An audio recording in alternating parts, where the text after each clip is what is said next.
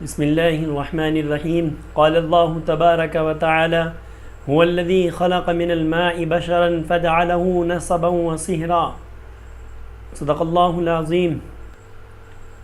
پیارے اسلامی ناظرین، خاندان کی اہمیت اور رشتہ داری کے تعلق سے اللہ رب العزت نے جگہ جگہ ارشاد بھی فرمایا ہے، اور اس خاص نعمت کو اللہ رب العزت نے لوگوں کے اوپر جتلایا بھی ہے۔ اور اگر اپنے خاندان والوں کو، اپنے گھر والوں کو یا اپنے رشتہ داروں کو ہمارے مال کی ضرورت پڑے تو ان کے اوپر خرچ کرنے کا بھی ارشاد فرمایا ہے۔ اسی سلسلے کے متعلق ہم جانیں گے، اور ابھی جو فی الحال پاکستان کے اندر جو حمیرہ اصغر کا ایک واقعہ پیش آیا، جس کی ایک اہم وجہ یہ تھی کہ اس نے اپنے خاندان سے قطع تعلقی کر لی، اپنے خاندان کو بھلا دیا اور اپنے خاندان سے الگ رہ کر کے ایک تنہا طور پر زندگی گزارنا شروع کر دی، تو اس کا کیا حال ہوا ہم سب نے دیکھا اور اپنی آنکھوں سے دیکھا ہے۔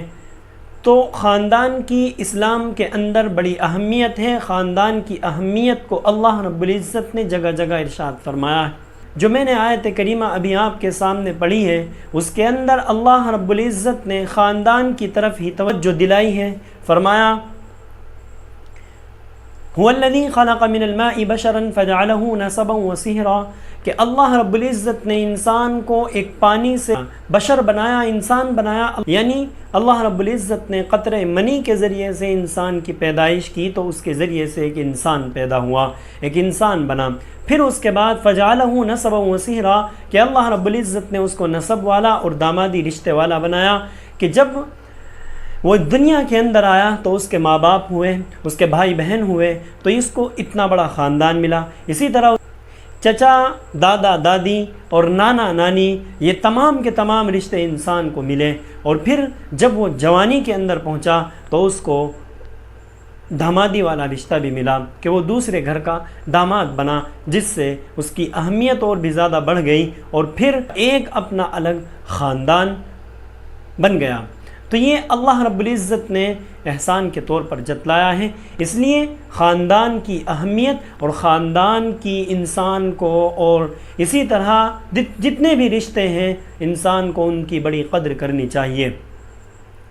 اسی طرح دوسری جگہ اللہ رب العزت فرماتا ہے: یا ایھا الناس انا خلقناکم من ذکر وانثی وجعلناکم شعوبا وقبائل لتعارفوا، کہ اے انسانو، ہم نے تم کو ایک مرد اور ایک عورت سے پیدا فرمایا۔ یہاں اشارہ حضرت آدم اور حضرت حوا کی طرف ہے، لیکن اگر ہم غور کریں تو ہمیں اس میں یہ بھی پتہ چلے گا کہ اللہ رب العزت نے ایک مرد اور ایک عورت، یعنی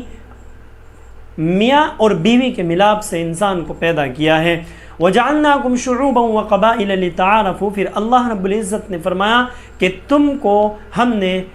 قبیلے والا اور اسی طرح شاخوں والا بنایا۔ انسان جب بڑا ہوا اور اس کی نشو و نما بڑھتی چلی گئی تو پھر اس کا خاندان بنا، اس کے قبیلے بن گئے۔ تو یہ اس طرح اللہ رب العزت نے انسان کو قبیلوں کی شکل میں اور خاندان کی شکل میں انسان کو اہمیت عطا فرمائی ہے۔ اللہ رب العزت قرآن کریم کے اندر ارشاد فرماتا ہے کہ اگر تمہارے رشتہ داروں کو تمہارے مال کی ضرورت پڑے، اگر ان کے اوپر کوئی پریشانی آ جائے یا ان کے اوپر کوئی دقت ایسی پیش آ جائے، کہ اگر ان کے اوپر کوئی ایسی ناگہانی آفت یا مصیبت پیش آ جائے کہ جس میں ان کو تمہاری ضرورت ہو، تو ان کا خاص خیال بھی رکھنا چاہیے اور ان کا اکرام بھی کرنا چاہیے۔ فرمایا اللہ رب العزت نے کہ لیس البر ان تولوا وجوہکم، اس آیت کے اندر اللہ رب العزت نے اسلام کو ایک خاص طریقے سے، اس کا جو اصل مقصد تھا اسلام کا، اس کو بیان فرما دیا۔ فرمایا کہ نیکی صرف یہی نہیں ہے کہ آدمی نماز روزے میں لگ جائے یا حج ادا کرنے میں لگ جائے، بلکہ نیکی یہ بھی ہے کہ وہ اللہ کے دیے ہوئے مال میں سے خرچ کرے اپنے رشتہ داروں کے اوپر، اپنے قریبی رشتہ داروں کے اوپر اور مسکینوں کے اوپر، فقیروں کے اوپر اپنے مال کو خرچ کریں۔ تو اس آیت کے اندر اللہ رب العزت نے رشتہ داری کے تعلق سے اور خاندان کے تعلق سے بھی انسان کو توجہ دلائی ہے کہ اس کا بھی خاص خیال رکھنا چاہیے۔ اسی طرح اللہ کے رسول علیہ الصلاۃ والسلام نے ارشاد فرمایا کہ ہر ایک تم میں سے نگہبان ہے، اور تم میں سے ہر ایک سے اس کے بارے میں، اس کی نگہبانی کے بارے میں، اس کی ذمہ داری کے بارے میں سوال کیا جائے گا۔ چنانچہ والدین اپنی اولاد کے سلسلے میں نگہبان ہیں، اگر وہ اس کے اوپر کوتاہی کرتے ہیں تو ان سے اس کے بارے میں سوال کیا جائے گا۔ تو رشتہ داری کے اندر سب سے زیادہ اہم اور ضروری چیز یہ ہے کہ اگر ہمارے جو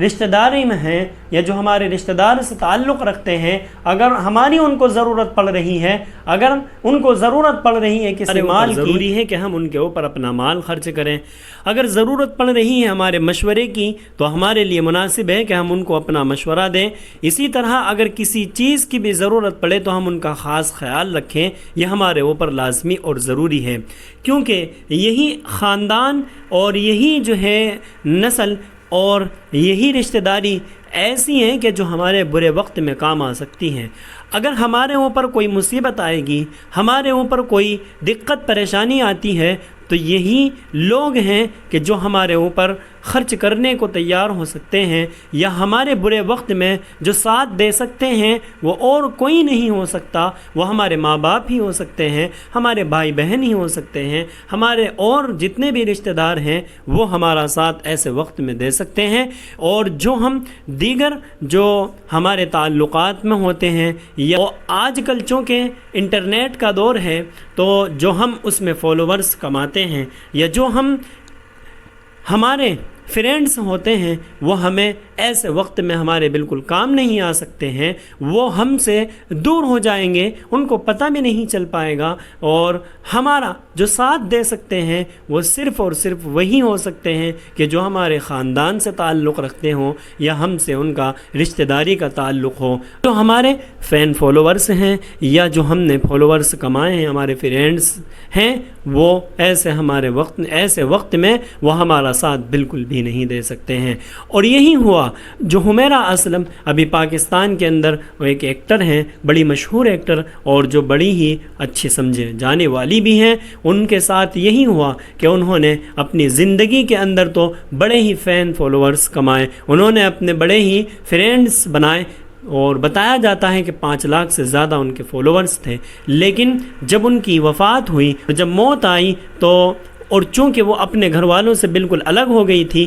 اپنے خاندان سے بھی بالکل انہوں نے قطع تعلق کر لیا تھا، اور اپنے رشتہ داروں سے بھی انہوں نے بالکل قطع تعلق ہی کر لی تھی، اور ان کا بالکل اکیلی تنہا رہنے لگی تھی، تو ان کے کوئی بھی کام نہ آیا۔ اگر ایسے وقت میں ہم اپنے خاندان کے ساتھ مل کر کے رہیں گے اور ان کی پریشانی میں ہم ان کا ساتھ دیں گے، تو وہ بھی ہماری پریشانی میں ہمارا ساتھ دیں گے۔ اور زندگی کا کچھ پتہ نہیں کہ کب ختم ہو جائے، اس لیے اپنی خاندانی زندگی کی طرف، اپنی خانگی زندگی کی طرف ہمیں بہت زیادہ توجہ دینی چاہیے۔ ہمیں اپنے جو فالوورز ہیں ان کی طرف زیادہ توجہ نہیں دینی چاہیے، ورنہ کہیں ایسا نہ ہو کہ ہمارا حال بھی اصغر کی طرح ہو جائے کہ انہوں نے فالوورز تو بتھیرے کمائے، لیکن جب وفات آئی، جب موت ہوئی، تو ایسی موت ہوئی کہ جسم کے اندر سے بھی بدبو آنے لگی، یہاں تک کہ جس گھر کے اندر، جس مکان کے اندر، جس بلڈنگ کے اندر